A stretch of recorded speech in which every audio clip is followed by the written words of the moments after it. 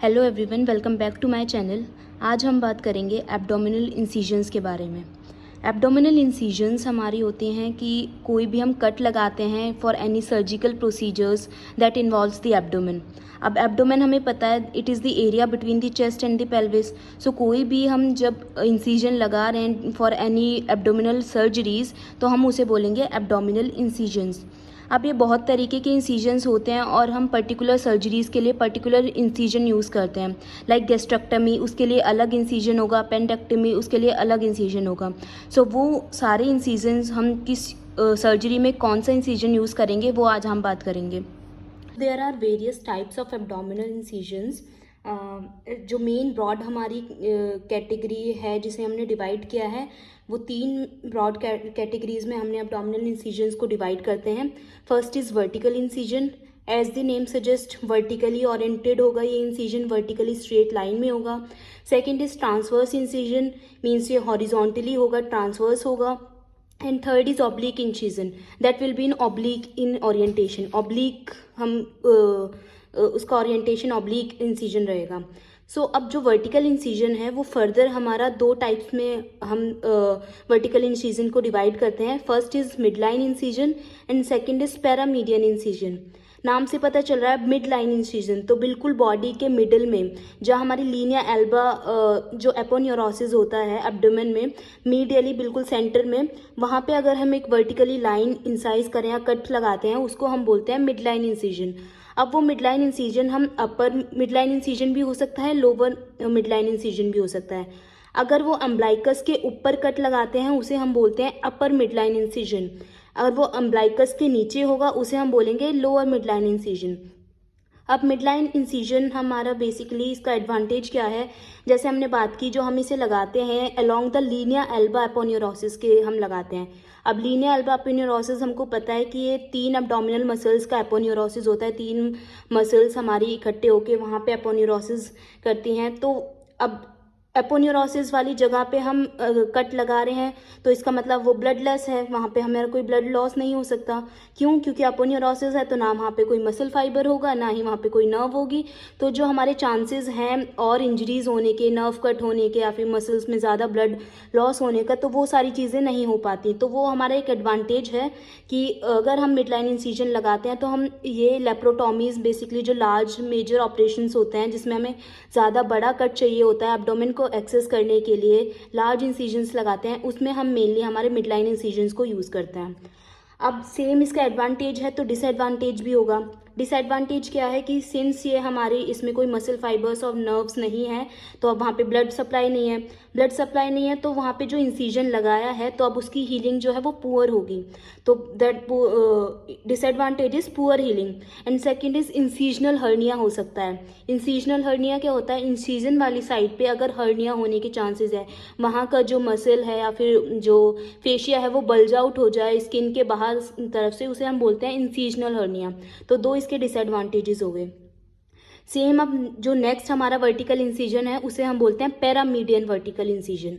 नाम से पता चल रहा है पैरामीडियन, मिड लाइन से थोड़ी सी दूर 2 to 2.5 सेंटीमीटर अगर हम लेटरली जाते हैं फिर हम एक वर्टिकली कट लगाएं बॉडी में तो उसे हम बोलते हैं पैरामीडियन वर्टिकल इंसिजन्स। अब ये हम राइट साइड भी लगाते हैं और लेफ्ट साइड भी लगा सकते हैं। तो ये पैरामीडियन वर्टिकल इंसिजन फर्दर हमारे 2 चीज़ों में डिवाइडेड है, राइट पैरामीडियन एंड लेफ्ट पैरामीडियन। सिंस हमें पता है हमारा जो राइट साइड होता है वहाँ पे हमारा मेन जो स्टमक्स हैं, गॉल ब्लैडर है, तो वो सारी चीज़ें वो ऑर्गन्स रहते हैं। तो मेनली जो हमारे गैस्ट्रेक्टमी होती है, gastrectomy is surgery to remove a part और ऑल ऑफ द स्टमक, कि हमने या तो एक छोटा पार्ट या फिर पूरा का पूरा स्टमक ही अगर हमने रिमूव करना है तो हम यूज़ करेंगे पैरामीडियन, राइट पैरामीडियन वर्टिकल इंसिजन। सेम ऐसे हमें पता है स्प्लीन लेफ्ट साइड होती है, तो अगर हमें स्प्लीनेक्टमी करनी है, स्प्लीन को रिमूव कराना है, तो हम यूज़ करेंगे left paramedian vertical incision. So this was all about हमारे वर्टिकल इंसिजन जिसमें हमने कवर किया mid line incision and paramedian incision. Now हम बात करेंगे ट्रांसवर्स इंसिजन। अब ट्रांसवर्स इंसिजन नाम से पता चल रहा है इसका ओरिएंटेशन कैसा होगा, हॉरिजॉन्टली ट्रांसवर्स होगा। इसमें हमारे मेनली जो इंसिजन्स आते हैं, एक होता है फेनेस्टील इंसिजन, एक होता है लेंसेस इंसिजन। फेनेस्ट्रियल इंसिजन कहाँ है हमारा, कि अगर हम प्यूबिक सिम्फाइसिस हमारे इंटीरियर साइड पे, ये मेनली जो फेनेस्ट्रियल इंसिजन है हमारे लोअर एब्डोमेन का इंसिजन होता है, मेनली जैसे सिजेरियन सेक्शन में डिलीवरी के टाइम पे हम यूज़ करते हैं सी सेक्शन के लिए इंसिजन, तो वो हमारा मेन गायनेक सर्जरीज में यूज़ होता है। तो इसे हम लगाएंगे, इसकी प्लेसमेंट कैसे पता करेंगे, 2 fingers above the pubis symphysis अगर हम कट लगाते हैं तो उसे हम बोलेंगे फेनेस्ट्रियल इंसिजन। सेकेंड ट्रांसवर्स इंसिजन होता है हमारा लेंसिस इंसिजन। लेंसिस इंसिजन क्या है कि अगर हम अपेंडेक्टमी बेसिकली जो हमारी अपेंडिक्स है उसमें हम इसको यूज़ करते हैं। कि इंसिजनल साइट हम कैसे देखेंगे, हम ASIS टू अम्बलाइकस एक ऑब्लिक लाइन उसको ज्वाइन करेंगे, एक इमेजिनरी लाइन ड्रॉ करेंगे और उसमें उसके सेंटर में अगर हम हॉरिजॉन्टली एक इंसिजन लगाते हैं जिसे हम बोलते हैं मैकबर्नीज पॉइंट, अगर वहाँ पे हम इंसिजन लगाते हैं ट्रांसवर्सली तो उसको हम बोलते हैं लेंसिस इंसिजन। ये बेसिकली हमारी जो अपेंडिक्स होती है उसको एक्सेस करने के लिए अपेंडेक्टमी उसमें यूज़ की जाती है। नेक्स्ट अब हमारा है ऑब्लिक इंसिजन्स जो कि हमारे ऑब्लिकली होंगे। अब ऑब्लिक इंसिजन में सबसे पहला आता है हमारा मैकबर्नीज इंसिजन। जैसे अभी मैंने बताया लेंसिस इंसिजन एक मॉडिफाइड मैकबर्नीज इंसिजन ही है जिसे बस हम ट्रांसवर्सली करते हैं।